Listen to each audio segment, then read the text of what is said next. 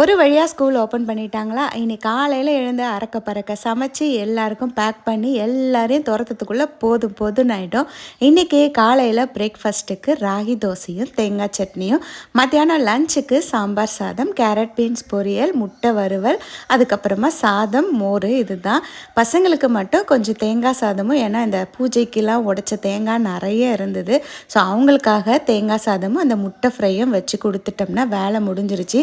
பார்க்க தான் சிம்பிளாக இருக்குது. ஒன்றொன்னா செஞ்சு முடிக்கிறதுக்குள்ளே அப்படியே ரொம்ப டயர்ட் ஆகிடுது. என்ன இனிமேல் கொஞ்சம் அறக்க பறக்க வேலை பார்க்குற மாதிரி இருக்கும். ஒரு 8 நாளைக்கு கொஞ்சம் ரெஸ்ட்டில் இருந்த மாதிரி இருந்தது. செய்வேன். காலையிலே லஞ்ச் எப்படி இருந்தாலும் பேக் பண்ணணும். ஏன்னா ஹஸ்பண்ட் ஆஃபீஸ் போகிறதால அவருக்கு அப்பாக்கெலாம் பேக் பண்ணி கொடுத்துருவேன். ஸோ பசங்களுக்கு அப்படின்றதால இனிமேல் அறக்க பறக்க செஞ்சு எல்லாருக்கும் ஒரே டைமில் கொடுக்குற மாதிரி இருக்கும். அதுதான் கொஞ்சம் ஹை பிபி ஏறிடும் மார்னிங் டைமில் மட்டும். எல்லாம் கிளம்புனதுக்கப்புறமா அப்படியே ரிலாக்ஸாக படுத்து நாளைக்கு பார்ப்போம். பாய்.